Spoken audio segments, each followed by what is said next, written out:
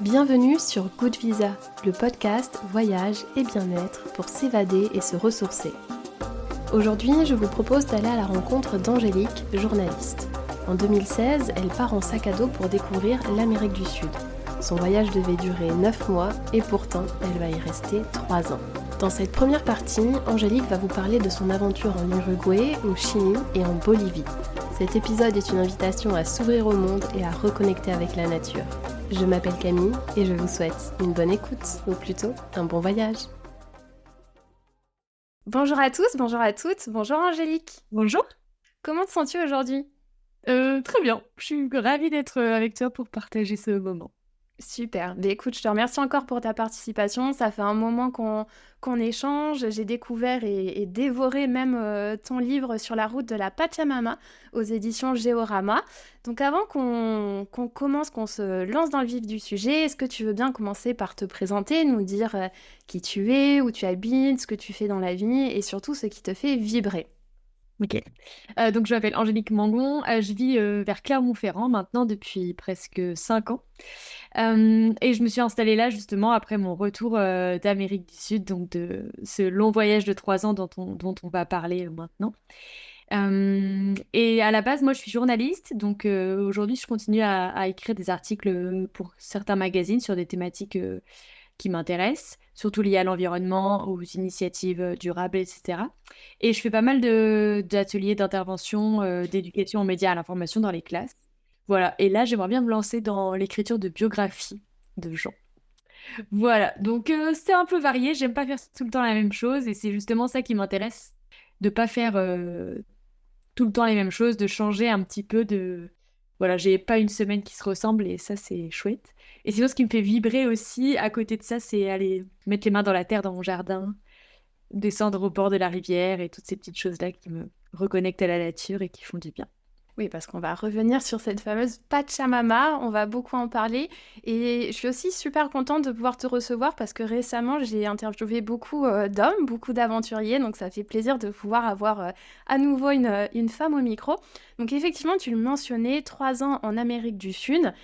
On va revenir un petit peu sur la genèse de ce projet. Est-ce que tu peux nous expliquer peut-être aussi quel était ton lien avec les voyages ? Est-ce que tu as grandi dans un environnement où le voyage était assez présent ? Si tu avais des inspirations d'aventuriers, aventurières ? Alors, j'ai pas du tout grandi dans un monde où le voyage était présent. Mes parents, ils étaient agriculteurs, donc autant dire on partait un petit peu en vacances, mais on n'a jamais fait ensemble des grands voyages et surtout pas à l'étranger. Et du coup, mon lien avec le voyage, il a commencé quand j'ai des amis qui ont commencé à partir faire des stages ou des Erasmus et que j'en ai profité pour aller les voir un petit peu. Donc ça a commencé comme ça par des petits voyages en Europe et puis après avec ma plus vieille amie, on va dire des voyages un petit peu plus loin. On est allé déjà au Chili une première fois, puis au Cap-Vert, puis dans plusieurs pays. Donc ça a commencé comme ça par des petites bribes. Et en parallèle, j'ai lu quelques livres, dont celui de Ludovic Hebler, qui est aussi publié chez Géorama, Le Monde en Stop, et puis plusieurs autres comme ça qui sont venus un peu comme amener des petites étincelles en fait. Et je pense que c'est comme ça que petit à petit a germé l'idée de me dire un jour je ferai un voyage long, qui aura un objectif. Au début, j'imaginais des missions humanitaires ou des choses comme ça, et puis en fait, je me suis rendu compte que c'était pas tellement ça que je voulais faire. Et je pense que finalement, le fait d'être journaliste déjà à l'époque, ça je me suis dit que ce que j'avais envie de faire, c'était de questionner une thématique. Et du coup, c'est comme ça qu'est né un peu ce projet-là. Et ce projet est né aussi au départ avec une invitation à un mariage au Chili. Et initialement, tu te disais, voilà, je vais peut-être partir 3 mois. En fait, petit à petit, ça s'est transformé en 9 mois. Et en fait, tu es partie 3 ans. Oui, bah voilà, donc je pense que je la remercierai jamais assez, mon amie Fanny, donc on était à la fac ensemble et elle vit au Chili maintenant, elle est mariée, elle a 3 petites filles depuis, mais donc au départ, elle m'invite à son mariage. Donc évidemment, je lui dis que je vais venir, enfin, ça c'est même pas, voilà, c'est évident. Mais après, je me dis, tiens, c'est peut-être ça qui va être qui vient réveiller ce rêve endormi, on va dire, de faire un long voyage. Et je me dis, je vais en profiter pour faire quelque chose et construire un projet. Et en plus, à ce moment-là, à Paris, c'est la COP 21. On est en 2015, fin 2015. Et Et il y a plein de jeunes qui se lancent dans des projets de voyage qu'on va dire engagés. Et à ce moment-là, je rejoins un mouvement, une asso, et notre but, c'est de mettre en relation des jeunes qui partent faire des voyages engagés comme ça, qui ont des objectifs, on va dire, de questionner des choses sur le monde. Et là, vraiment, bah, je construis mon projet à ce moment-là. Et en effet, au départ, je me dis, bah, 2, 3 mois, ça suffit parce que ça me faisait peur, en fait. Et plus ça allait, plus je me rendais compte que si je voulais prendre vraiment le temps, c'était pas suffisant. Et je m'en rappellerai toujours, j'ai rencontré un homme qui avait écrit un livre, qui avait traduit un recueil de poèmes d'un poète mapuche. Donc il y avait eu un article sur lui dans Libération et il avait accepté de me rencontrer. Et quand on s'est rencontrés dans un café, il me dit, non, mais Angélique, ton projet c'est super, mais 9 mois, ce sera jamais suffisant en fait. Et du coup, je repense toujours à cette petite phrase parce qu'au final, bah, il avait raison, ça a pas été suffisant et ça a duré 3 ans. Et j'aime bien ça, cette idée où en fait, avant même que tu partes, tu savais que voilà, il y allait avoir une dimension engagée, que tu voulais vraiment creuser en fait, enfin rencontrer en tout cas des hommes et des femmes qui ont ce lien fort à la nature et qui travaillent pour préserver la terre, où tu te donnes en objectif voilà, d'aller rencontrer des communautés indigènes, des agriculteurs, des éco-constructeurs, des citoyens engagés, même en apprendre sur les plantes médicinales. Enfin, j'ai l'impression que voilà, tu es parti avec une liste immense et tu le dis à un moment dans le livre, on va revenir dessus, que plus ton voyage avance, plus tu te rends compte que tu peux réaliser les rêves que tu t'étais fixés, les objectifs que tu t'étais fixés. Donc là, si je me rappelle bien, tu es parti en octobre 2016 où tu as commencé avec l'Uruguay. Oui, exactement. Et, et vraiment, peut-être juste pour revenir sur cette thématique du lien à la nature, en fait, c'est arrivé un peu comme ça. Enfin, je me suis renseignée sur l'Amérique du Sud et je me suis rendu compte qu'il y avait là-bas ces peuples qui avaient ce lien fort, cette connexion avec la nature, cette connaissance des plantes médicinales. Et là, je pense que pour le coup, peut-être mes racines de paysanne, on va dire, sont venues réveiller ça et ça m'a parlé. Et du coup, c'est pour ça que je me suis lancée sur ce thème-là. Parce que je pense enfin, vraiment, ce qui était hors de question et ce que je voulais vraiment pas, c'était juste partir et cocher des listes dans une case pour dire que j'avais vu telle chose. Je voulais vraiment pas que ça soit un voyage juste touristique. Alors, il y a eu des parenthèses touristiques, évidemment. À certains moments, je suis allée visiter des incontournables et voilà. Et j'ai pris des tours pour aller dans des endroits, mais c'était vraiment pas le but principal, quoi. Oui, et ça, je me rappelle, c'est avec Sébastien Destremo, un skipper français que j'avais interviewé. Il disait ça, que maintenant le voyage, c'était un peu ça. C'était juste pour aller dire, bah oui, j'ai pris ma photo à tel endroit, je l'ai postée sur Instagram. Mais non, il y a toute cette dimension autour. Donc, pour cet épisode qui va être un petit peu différent des autres, où c'est vrai que pour mes invités, on focalise sur un pays en particulier. Là, Angélique, tu vas nous parler de plein de pays. Donc, on va faire des mini-focus à chaque fois. Donc, avant que je te pose quelques questions sur ton séjour en Uruguay, est-ce que tu pourrais nous partager, c'est une question que je pose en général à la fin d'un épisode, mais 3 mots pour toi qui résumeraient l'Uruguay. Oh, wow. Plat. Ok. Parce que le plus haut sommet de l'Uruguay, je crois que c'est 400 mètres et des brouettes, donc voilà. Le maté et la plage. Est-ce que tu peux expliquer peut-être aux auditeurs et auditrices le maté? Alors, le maté, c'est cette boisson typique qu'on boit en Argentine, au Chili, en Uruguay, qui se boit dans une petite bombilla, une petite tasse un peu. Et on met les feuilles directement de maté, l'eau chaude par-dessus, et on boit ça grâce à une paille métallique. Et c'est vraiment un objet du quotidien et un objet de partage et de rencontre. Enfin, je sais pas, vous attendez un bus, un arrêt de bus, quelqu'un arrive avec son maté, vous échangez 3 mots, il va vous proposer de partager, quoi. Donc c'est vraiment un outil de sociabilisation aussi. Et en parlant de sociabilisation, comment tu décrirais les personnes que tu as rencontrées en Uruguay? Bah, hyper chouette et chaleureuse. Enfin, alors il y a deux types de personnes, parce que du coup, je suis allée déjà là-bas rencontrer des personnes dont on m'avait donné les contacts parce qu'ils avaient un lien avec mon sujet de prédilection, on va dire, qui était donc ce thème du lien à la nature.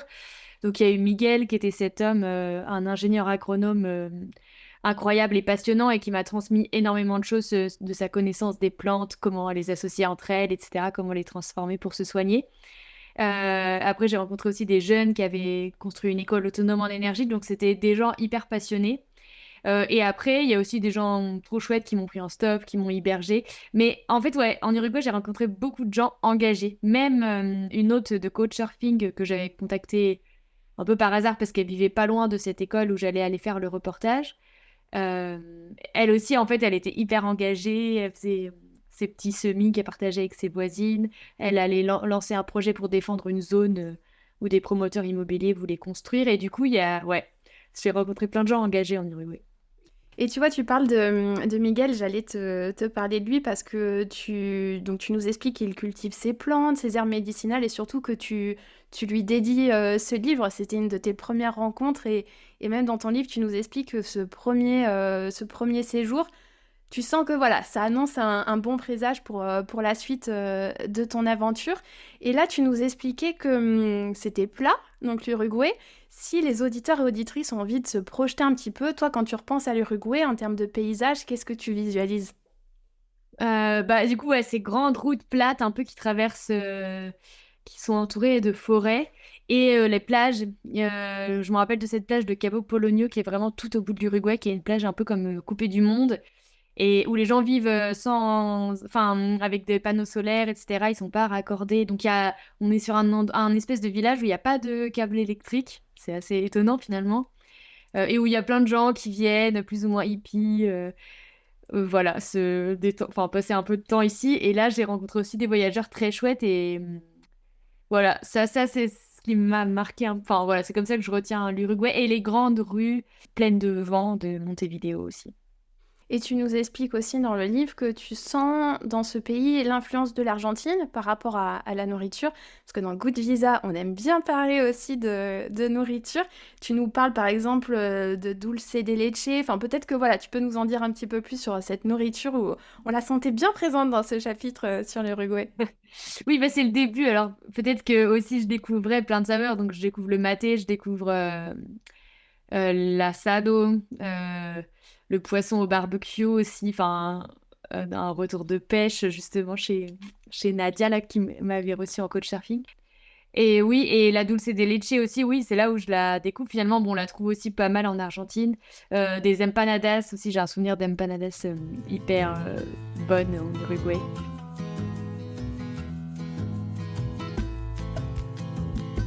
Tu fais un passage rapide ensuite en Argentine. Ça, on reviendra peut-être un petit peu plus loin sur ce pays. Là, j'aimerais bien que tu nous parles du Chili parce que j'ai l'impression que voilà, là, le Chili, c'est une belle entrée en matière encore plus dans ton voyage. Donc, est-ce que tu peux nous dire peut-être si voilà, c'était tes contacts qui t'ont amené au Chili, donc tu connaissais déjà un petit peu. Donc, oui, le Chili, j'y suis allée une première fois en 2014, mais du coup, dans la partie nord plutôt. Et là, je suis allée directement en Patagonie parce que j'avais pris contact avec un anthropologue qui devait m'accompagner dans des communautés du peuple Mapuche, donc qui est le peuple natif du Chili et de l'Argentine. Et donc, grâce à lui, j'ai vraiment touché du doigt et découvert cette autre manière de percevoir le monde. Donc, on appelle ça la cosmovision. C'est-à-dire que les Mapuche, ils considèrent qu'ils font partie de la nature, comme tous les éléments en fait qui sont dans la nature, les arbres, les plantes, etc. Qui sont pas supérieurs à cette nature, que vraiment ils en font partie. Et du coup, eux, ils vont aussi utiliser le terme de terre-mère, donc ils vont pas dire la Pachamama parce que on va le voir plus tard, mais Pachamama c'est du Quechua, mais eux ils vont dire Nyukemapu et donc c'était très, très marquant parce que j'ai rencontré Carlos Payamanque, qui était le chef d'une communauté, qui était un homme un peu, au départ, rustre, on va dire, de premier abord, qui m'a un peu, qui comprenait pas très bien d'abord qu'est-ce qu'une occidentale venait faire chez lui. Et en fait, pour lui, sa manière de voir le monde, c'est la manière de voir le monde. Il imagine pas qu'on puisse voir différemment. Et du coup, quand on lui dit, je veux comprendre votre manière de voir le monde, il comprend pas en fait au départ. Et ensuite, après, j'ai dit que mes parents étaient agriculteurs et là, il s'est mis à sourire et il a débloqué un truc et il m'a dit, OK, tu peux rester. Et en fait, pendant plusieurs jours, on a régulièrement eu des conversations assez profondes où il me transmettait vraiment tout son savoir et sa sagesse, quoi. Donc là, c'était vraiment marquant parce que je pense que c'est ça qui m'a mis le pied vraiment à l'étrier, on va dire, et sur le premier pavé du chemin, quoi. Donc voilà, c'est effectivement là que tu rentres encore plus dans le vif du sujet et j'ai noté un petit passage coup de cœur où tu expliques et ça commence déjà à se ressentir alors que tu n'en es qu'au début de ton aventure que tu aimerais qu'il y ait deux vies, enfin qu'on ait deux vies en fait. La première pour faire le tour du monde lentement au gré des rencontres et la seconde en fait pour rendre à nouveau visite à tous ces gens que tu rencontres, qui ouvrent des portes aux voyageurs, qui partagent sans compter. Et tu vois, c'était au début du livre, mais cette phrase, elle m'a vraiment pas quittée parce que je pense qu'aussi les auditeurs et auditrices qui aiment bien voyager, qui ont fait des rencontres au fil de leur voyage, se retrouveront peut-être là-dedans aussi. Ça serait tellement magique de se dire, ok, je reviens dans tous les endroits que j'ai déjà visités juste pour revoir les personnes extraordinaires que j'ai rencontrées. Parce qu'il y a même certaines personnes, tu les rencontres juste quelques jours, certaines un petit peu plus longtemps. Et voilà, j'imagine que tu es toujours d'accord avec cette citation, même après la fin de ton voyage. Ouais, alors déjà, je suis hyper émue parce que ça me fait toujours un petit truc quand on lit des citations de mon livre comme ça. Mais oui, oui, complètement, je suis complètement d'accord. Et c'est vrai que souvent, on me demande est-ce que je vais retourner en Amérique du Sud, etc. Et je sens que bah là, j'avais l'appel de m'enraciner un peu quelque part, de prendre le temps d'écrire le livre. Et là, je bouge beaucoup pour aller le promouvoir à droite, à gauche. Et je sens que j'ai aussi l'appel d'aller ailleurs, sur d'autres continents, à découvrir d'autres pays. Mais que quand même, des fois, j'aimerais aussi retourner en Amérique du Sud pour revoir toutes ces personnes, quoi. Et si tu me permets, tu vois, en termes de passage, j'avais noté aussi sur le Chili ta rencontre avec Don Eric. Donc déjà, en plus, j'ai l'impression que c'est le personnage qui sort vraiment toutes ces phrases qui restent ancrées, où il te dit que rien n'est un hasard, que tout arrive pour une raison précise. Mais il te parle aussi du temps, parce qu'il te dit, quoi que tu fasses dans la vie, ne lutte pas contre le temps, au contraire, prends le temps de vivre les choses, à la fin d'en tirer le meilleur, même les événements négatifs ont une raison d'être. Ne garde pas de peine ni de rancœur et pose-toi toujours la question, quel enseignement dois-je tirer de ce qu'il m'arrive? Bah, ouais, ouais, non, non, c'était assez incroyable cette rencontre. Surtout que, en fait, ce monsieur, je l'avais rencontré grâce à Don Carlos dans un rassemblement de village. Et donc, Don Carlos me donne son numéro, je continue mon voyage et je me dis, mais je vais pas l'appeler, il aura autre chose à faire, le mec, que de parler avec moi, quoi. Du coup, j'ose pas l'appeler. Et je suis à Puerto Varas, donc pas très loin de Puerto Montt, au nord de la Patagonie, on va dire. Et là, je fais un petit détour pour rentrer à mon auberge, pour aller voir le volcan qui est là-bas. Et j'ai le papier dans ma poche, où je me dis, non, mais je vais pas l'appeler quand même, nanana. Et là, bim, qui c'est que je vois dans la rue? Lui. Et là, Et lui, il me reconnaît. En fait, j'aurais pu faire style, je l'avais pas vu, mais en fait, il me reconnaît. Il sait plus très bien d'où il m'a vu, mais il sait qu'il m'a vu. Et donc, on se met à discuter, nanana. Et je lui dis, bah, voilà, j'allais vous appeler. Il me dit, bah, passe ce soir chez moi, pas de problème et tout. Et bah, là, la vie, des fois, elle nous donne des petits coups de main, on va dire. Et je pense que c'était un coup de main pour aller parler avec cet homme, quoi. Et en fait, on a passé toute la soirée à discuter. Et il m'a, voilà, je sais pas, c'était une bible, un peu, c'était ce genre de personne sage qu'on a envie de rencontrer dans sa vie parce qu'on va parler avec lui et il va nous nourrir de plein de savoirs et de plein de choses qui peuvent être utiles. Et cette phrase-là, ne lutte pas contre le temps, dès que je me sens dans une course, rattrapée par la course de la vie, j'essaye de penser à lui et de dire, ok, vas-y, retrouve la puissance de ces mots et mets-les en action, en fait, ralentis. Et ouais, donc ouais, ouais, c'est vraiment une personne incroyable que je suis vraiment très heureuse d'avoir rencontré et où là j'ai vraiment senti lui c'était le deuxième pavé sur le chemin quoi enfin et vraiment un grand bond finalement une grande avancée dans toutes mes réflexions et c'est lui qui m'a dit tu devrais te rapprocher de la spiritualité et je pense que ça aussi ça a été un autre pas vers la suite. Et c'est là aussi, si je me rappelle bien, que tu te rends compte que voilà, ta mission sur Terre, et en tout cas à travers ce voyage, même si tu le sentais déjà un petit peu au début, c'est que ça va être d'inspirer les autres avec ces modes de vie que tu es en train d'explorer, de semer au vent des petites graines de changement. Et là, donc, tu vas encore plus découvrir sur ces médecins, ces guérisseurs traditionnels. J'ai noté aussi ta rencontre avec Ginette qui t'explique que avant de cueillir une plante, elle demande toujours la permission à la nature de l'offrir, enfin de se l'offrir, afin qu'elle remplisse la fonction pour laquelle elle le récolte.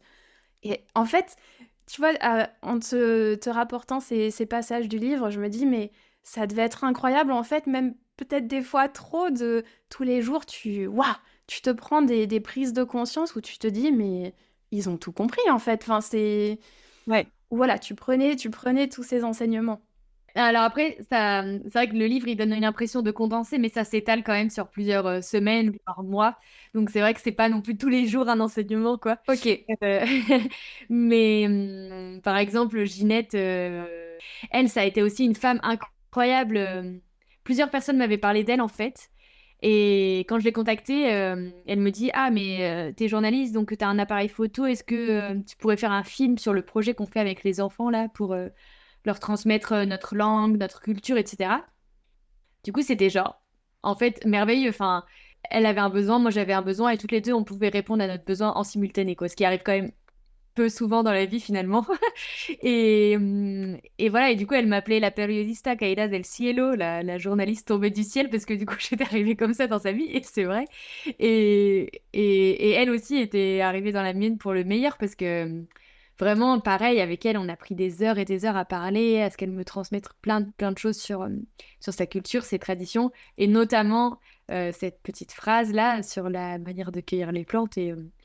Juste le fait qu'elle prenne ce temps, en fait, de demander la permission, ça montre tout son respect et tout son lien à la nature, quoi. Donc, voilà, c'est plein de petits apprentissages comme ça qui sont vraiment précieux les uns mis derrière les autres. Et là, si tu te prêtes à nouveau à l'exercice pour 3 mots pour définir le Chili. Bah, Mapuche, je dirais le premier mot. Patagonie et tempête. Parce que je me suis retrouvée plusieurs fois dans des tempêtes. Ah ouais. Oui, tempête qui empêchait un bateau de partir. Tempête avec la soute du bus qui s'ouvre. Voilà, ce genre de tempête. Je vois. Et est-ce que tu retiens, alors, il y a eu tous ces enseignements par rapport à tes échanges avec les Chiliens, mais peut-être quelque chose ce qui les différencie, pardon, des autres communautés en Amérique latine? Mais on est quand même, enfin, si on compare par exemple avec la Bolivie par exemple, on est quand même dans un pays qui est beaucoup plus développé et où il y a plus de contact avec la modernité, je pense. Et du coup, je pense que c'est ça un peu qui va différencier. Et les enjeux aussi, par exemple, pour les communautés mapuches sont assez différents que ceux en Bolivie, parce que par exemple, chez les Mapuches, il y a beaucoup d'enjeux liés à la lutte pour la préservation du territoire, avec des conflits avec des multinationales ou l'État chilien, avec l'application régulière de la loi antiterroriste. Donc il y a quand même ça, tous ces enjeux-là aussi de préservation du territoire qui sont souvent des territoires pleins de ressources et donc c'est pour ça qu'il y a plein d'entreprises ou d'États qui souhaitent se les accaparer. Mais chez les Mapuches, c'est vraiment très important ce problème-là. Et aussi, il y a le fait que ils sont pas reconnus en tant que nation, en tant que Mapuche, ils sont chiliens au regard de l'État, mais l'État dit pas. En fait, ils en ont un peu rien à faire des Mapuches et de leur culture. Alors qu'en Bolivie, par exemple, l'État reconnaît qu'il est composé d'une trentaine de nations différentes, donc les Quechua, les Aymara, etc. Et du coup, bah, même si il y a plein de choses à retirer dans la manière dont l'État bolivien va gérer ça, mais il y a quand même une meilleure reconnaissance des peuples qu'au Chili. Et ça se joue aussi dans bah, le moral des peuples, dans leur manière d'être, etc., leurs revendications et tout ça. Ok. Ben, merci pour cette précision. Et pour terminer sur le Chili, parce que tu vois, c'est vrai que c'est un petit peu le deal avec cet épisode. Tu vas nous parler de plein de pays et on aimerait bien parler encore plus longtemps du Chili et ainsi de suite, mais peut-être terminer en nous décrivant un petit peu le Chili dans ses paysages, même si voilà, c'est immense, pour donner quelques images aux auditeurs et aux auditrices. Voilà, je décrirais plutôt le sud parce que donc je suis pas retournée dans le nord du Chili à l'occasion de ce voyage vu que j'y étais allée déjà en 2014. J'ai des souvenirs de la Carretera Austral, cette route qui s'élance vraiment à travers le sud, la Patagonie, qui est une toute petite route qui par moment est vraiment en gravier et sur lesquels pour faire du stop, il n'y a pas grand monde qui passe et on est entouré par des sommets enneigés. Il y a tous les glaciers, des lacs d'eau bleu turquoise, des rivières d'eau bleu turquoise. Donc c'est vraiment un pays aussi qui est vraiment magnifique. Enfin, ça vaut vraiment le détour. Et après, là, tu refais un petit stop en Argentine pour ton 6e mois. Mais là, si c'est OK pour toi, on va focaliser un peu plus sur la Bolivie, où tu as passé quand même pas mal de temps. Donc là, En Bolivie, en plus, je garde le suspense pour celles et ceux qui liront ton livre. Il y a une entrée assez fracassante en Bolivie avec une rencontre assez particulière avec une dame qui t'en fait voir de toutes les couleurs. Mais voilà, on garde un peu de suspense pour les lecteurs. Et donc là, en fait, tu vas découvrir les mamitas, même les colites, je crois qu'on... Jolitas, ouais. Colitas, pardon, qui sont vêtues de jupes aux mille jupons, bouffantes, colorées, avec les chapeaux plats. Les hommes ont des ponchos rouges, parce que ça aussi, tout le textile en Amérique latine, si j'ai bien compris, voilà, c'est plein de couleurs, ça varie beaucoup suivant les pays que tu vas traverser. Et là, tu vas en apprendre un petit peu plus aussi sur les conditions de vie de certains ouvriers qui travaillent dans les montagnes, dans les mines. Et un passage qui m'a assez bluffée, c'est qu'à un moment, on t'apprend qu'il y a peu de femmes, en fait, qui travaillent dans la mine parce que ça rendrait la Pachamama jalouse. Oui. Alors ouais. Oui, juste pour revenir sur l'entrée fracassante, je vais pas dévoiler, mais à ce moment-là, je me suis dit, je vais pas rester longtemps dans ce pays de toute façon. Je j'attendais une amie qui me rejoignait. Je me dis, je fais le séjour avec elle, je reste un mois et je m'en vais parce que je sais pas, j'ai été trop, enfin je sais pas, ça m'a tellement un peu effrayée cette entrée. Bon, au final, je suis restée, je crois, 4, 5, 6 mois, je sais même plus, mais longtemps. Donc, bon, voilà, rien. Comme quoi, À se fier à sa première impression parfois. Et oui, en fait, il y a, il y a quand même beaucoup de croyances dans cette forme de spiritualité liée à la nature. Donc des croyances qui peuvent paraître un peu saugrenues et d'autres qui sont un petit peu plus fondées peut-être, si tant est qu'une croyance puisse être fondée. Mais en effet, dans la mine, il y a ces hôtels à la Pachamama, il y a aussi plusieurs divinités de la mine protectrice, on va dire. Et en effet, ce que nous raconte la personne qui nous emmène dans la mine, c'est que la Pachamama pourrait être jalouse. Alors après, j'ai pas beaucoup plus d'explications.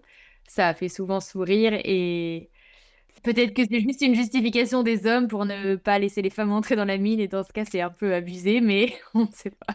mais en tout cas, voilà, ça m'a fait sourire comme de voilà, se dire aussi il y a des croyances qui sont nouvelles, qui peuvent surprendre. Et là aussi, un moment dans ton séjour en Bolivie, tu sens quand même un premier coup de mou, tu te sens peut-être pas forcément à ta place. Et ça, sur un voyage au long cours, surtout quand on part voilà, en tant que femme seule, est-ce que tu peux nous dire peut-être ce que tu as mis en place justement pour pas te laisser abattre par ce coup de mou? Oui, bah là vraiment, ouais. En fait, je suis à ce moment-là reçue dans une famille qui est pourtant hyper chouette. Enfin, déjà, ils sont pas du tout obligés de me recevoir, donc c'est déjà hyper généreux de leur part. Et ça se passe pas mal, en fait, mais juste, ils ont... C'est différent. Ça répond pas exactement à ce que je suis venue chercher. Ils ont une religion assez particulière à laquelle ils essaient un peu Convertir?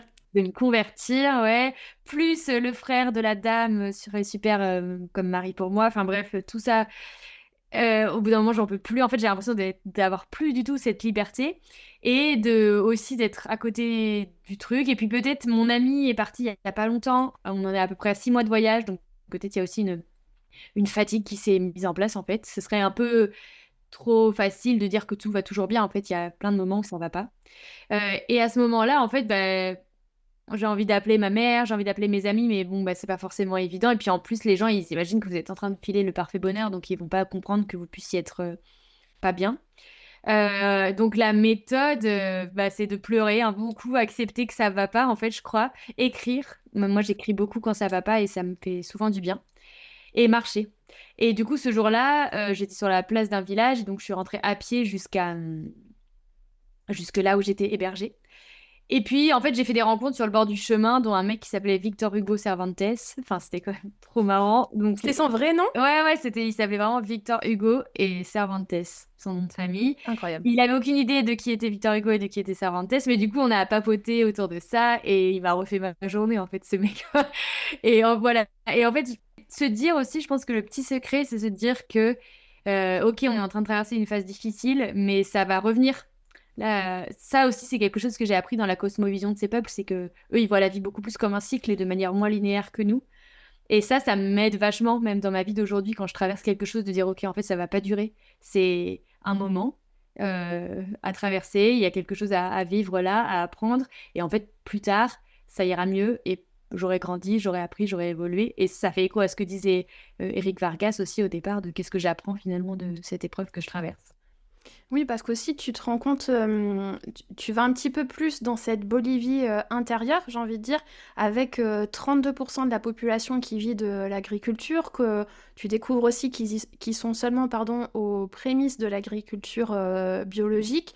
Tu te rends compte même aussi que certaines familles dans lesquelles tu vas être hébergé ont des conditions de vie vraiment rudes. Même s'ils font preuve d'une extrême générosité, tu le prends un petit peu comme un coup dans la figure, j'ai l'impression, et tu te dis, ah oui, on n'est vraiment pas tous avec les mêmes cartes en main dans le jeu de la vie. Je crois que c'était cette petite Ouais. métaphore que tu faisais.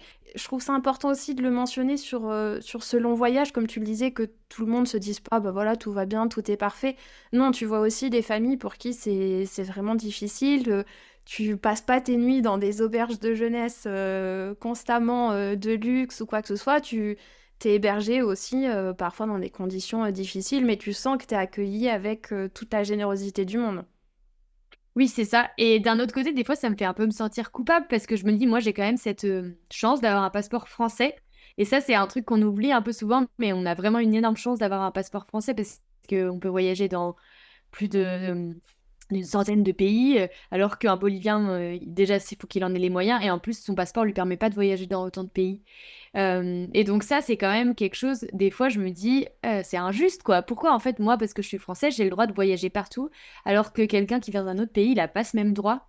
Euh, et du coup, bah, je pense que c'est important de garder en ça en tête qu'on a vraiment ce privilège en fait. Que c'est pas juste hop, bim, on va voyager, qu'on va voir, on observe, on regarde et on revient et on fait des photos. Non, en fait, il faut quand même se rendre compte que c'est un privilège. Et, hum, et du coup, des fois, quand je pars de la maison de chez quelqu'un qui était une maison en terre où on m'a laissé le lit et les gens, ils ont dormi par terre, et après, je vais chez une autre femme qui vit en haut d'une tour magnifique avec une vue splendide sur la Paz, je me dis, bah, en fait, moi, j'ai cette chance de pouvoir faire ça et eux, ils sont restés là-bas. Et du coup, à la fois, ça me rend triste. Et en fait, ça questionne aussi de manière plus générale pourquoi on voyage, qu'est-ce qu'on va voir, etc. Enfin, du coup, ça pose plein de questions. Et donc, ce que j'en retire, je crois que c'est que faut pas arrêter de voyager parce que c'est un privilège, mais il faut l'utiliser correctement.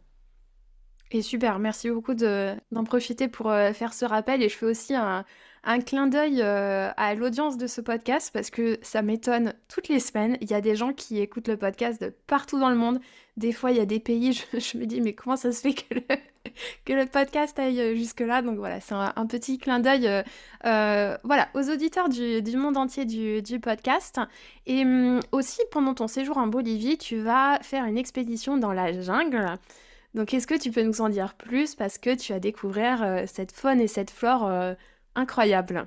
Mm. Ouais, ça c'est vraiment quelque chose qui m'intrigue et que j'ai envie d'explorer et j'ai pas envie d'aller réserver un tour et aller dans un soi-disant éco-lodge alimenté par un groupe électrogène où je vais être avec un groupe de touristes pendant 5 jours et donc je me dis comment je vais faire en fait. Donc il y a deux choses qui se sont présentées à moi à des moments différents. Je suis allée faire un reportage, ça c'était dans un deuxième temps, dans une communauté qui était menacée par la construction d'un barrage hydroélectrique. Donc ça m'a permis de rester vraiment dans cette communauté du peuple mossétène pendant plusieurs semaines et de vraiment voilà, être en immersion dans la jungle et partager avec eux et écrire un article sur la situation qu'ils traversaient. Et avant ça, par les hasards des réseaux sociaux, la magie, j'ai été mise en contact avec un copain d'une copine qui était bolivien. Et lui, il vivait vers La Paz, plutôt en altitude, mais il avait un ami de la fac qui était le maire d'un petit village aux portes de l'Amazonie, et c'était la fête anniversaire de ce petit village. Donc il me dit, vas-y, si tu veux, on se retrouve là-bas. Et mon ami, c'est l'adjoint au maire, donc il aura un plan pour nous pour qu'on soit logés, etc. Voilà. Bon. Donc on débarque là-bas, et donc pendant plusieurs jours, c'est la fête, on se fait inviter chez des gens, on dort dans la mairie. Enfin, déjà, c'est assez magique comme moment. Et puis après, moi, je me dis, bon, ça va bien la fête. Maintenant, j'ai envie vraiment d'aller dans la forêt. Et alors là, comment on fait? Parce qu'on n'y va pas tout seul, quoi. C'est hyper dangereux. Enfin, voilà, on peut se faire mordre par tout un tas de trucs, manger tout un tas de trucs qui sont toxiques, etc. Donc, puis mon but, c'est d'apprendre, c'est pas d'aller faire une aventure toute seule où je serai en contact de personnes, quoi. Et donc, on en parle un peu autour de nous. Et là, des gens nous disent, bah, vous devriez aller rencontrer Don Negro Barradas, lui, il a une cabane au bord du fleuve, au bord du parc Madidi. Et en fait, il va avec des pêcheurs là-bas régulièrement pour ravitailler son restaurant en poisson. Donc peut-être il peut vous emmener. Donc on va négocier avec ce mec. Et c'est un grand gars très costaud qui a un peu de pouvoir en fait dans la ville parce qu'il est propriétaire de restaurant, il emploie des gens. Enfin, du coup, il en joue un petit peu de sa notoriété et tout ça. Et du coup, au début, il se moque un peu de nous et de notre envie d'aller dans la forêt. Et au final, il finit par accepter et dire Ok, bah, rendez-vous lundi, on ira et tout ça. Et donc, au final, on est allé, donc, mon ami Milton et moi, avec lui, son fils, des pêcheurs, et on est resté une semaine avec eux là-bas, dans ce petit village qu'ils ont construit au bord de la rivière et à découvrir vraiment bah voilà, comment vivent les pêcheurs quand ils vont là-bas pour quelques jours pêcher plein de poissons. Aller voir, écouter les singes hurleurs le matin avant même de sortir de sa toile de tente, observer tout un tas d'animaux, etc. Et c'était vraiment quelque chose d'assez magique, ouais. Oui, parce que je crois que tu parles aussi des perroquets rouges, les papillons multicolores, et c'est assez émouvant ce passage parce que on sent que t'es dans ce bonheur intense, et c'est là aussi peut-être, parce que là on en est quoi, à peu près bientôt un an? Ouais, ouais. Donc voilà, ça fait quand même plusieurs mois que tu voyages, et là tu sens que ça y est, tu commences à évoluer, à te sentir un peu changé, à être plus sensible aussi à tout ce qui t'entoure, ce que tu ressens. Et j'imagine que voilà, ces premières étapes, que ça soit en Uruguay, au Chili, là la Bolivie, ça t'aide à avoir toutes ces prises de conscience. Voilà, tu te sens complètement transformé, et il y a aussi cette vision du peuple des Andes, donc là, peuple plus large des gens, pardon, entre Bolivie, Argentine, Pérou, Équateur, où ça revient beaucoup cette idée de vivre dans le moment présent, où il y a même ce terme, alors pour la prononciation, le Kunan Pacha, Oui, oui, Kunan Gacha, ouais. ça ressort beaucoup, et tu sens que tu arrives à un peu plus le mettre en pratique. Oui, un peu. Ouais, en fait, je crois que c'est vraiment un truc très occidental de se poser autant de questions sur l'avenir. Et ce que j'ai un peu observé, enfin, et ce que les gens m'ont confié, c'est que, en effet, ils vivent beaucoup plus dans le moment présent et beaucoup moins dans. Même s'ils se projettent quand même, mais ils vont se projeter sur les cycles, un peu des saisons, plutôt que sur dans 10 ans, je ferai ci, dans 50 ans, je ferai ça, quoi. Et au final, le voyage, il invite aussi à cette temporalité-là d'être dans le moment présent parce que, en fait, moi, assez vite, je planifie un peu des petits trucs, mais pas trop non plus. Et j'ai aussi envie de laisser la place à ce qui peut arriver quand je sors au coin de la rue, quoi. Et ça, bah, c'est assez subtil cet équilibre entre. Parce que vu que mon objectif, c'est quand même aussi d'aller rencontrer des gens et de faire des reportages, etc. Donc, il faut quand même que je les cherche un petit peu, mais aussi, je me rends compte que finalement, ils arrivent aussi à moi parce que je reste ouverte à ça. Oui, et puis c'était l'avantage d'avoir ce voyage au long cours où t'avais pas vraiment de date de fin. Enfin, si, un petit peu à un moment, il y a ce moment où tu te dis, voilà, je vais pas faire que 9 mois, tu déchires ton billet du retour, où là, tu sais que tu n'as plus de date de retour, et donc tu peux te permettre de passer plus de temps. Si tu te sens bien dans une famille, tu vas y rester plus longtemps. Là, voilà, vous vouliez aller explorer un petit peu plus cette jungle, bah, tu prends le temps de le faire. Donc c'est vrai que c'est chouette de pas avoir constamment cette projection de ah ben je rentre dans 2 semaines, donc faut vite que je fasse ça, que je fasse ci, et ainsi de suite. Et C'est un vrai luxe, hein. Ça change complètement le rapport au temps finalement et c'est hyper précieux. Et là, donc on va conclure rapidement ce petit extrait avec la Bolivie. Là, qu'est-ce que tu nous dirais en 3 mots pour résumer, pardon, la Bolivie? Je dirais altiplano, donc c'est les hauts plateaux, vraiment là où on manque d'air parce on est à 3000, 4000 et on galère à respirer. Je dirais aguayo. Aguayo, c'est ce tissu coloré que les femmes ont tout le temps dans le dos, dans lequel elles vont porter leurs enfants et plein d'autres choses. Et je dirais marché, parce que les marchés en Bolivie sont aussi hyper colorés. On peut aller manger là-bas. Il y a toujours le passage un peu des sorcières avec toutes ces femmes qui vendent des plantes médicinales, etc. Voilà. Trop bien. Et là, donc, on va passer au Pérou. Donc, on est à peu près à ton 11e mois. Là, tu vas faire... j'ai l'impression que c'est un petit peu plus sportif aussi, cette partie du voyage où tu vas... on reviendra dessus après, que tu te fais plein d'amis en route, que tu vas faire un petit peu de bivouac, à un moment, vous tombez un petit peu malade, parce que ça aussi, il faut le dire, en voyage, surtout quand en aussi long cours, ça peut arriver malheureusement en voyage. Encore plus avec ces histoires d'altitude aussi, comme tu l'expliques dans le livre. Donc là, il y a Machu Picchu, voilà, on va pas s'étaler dessus non plus, mais tu fais une...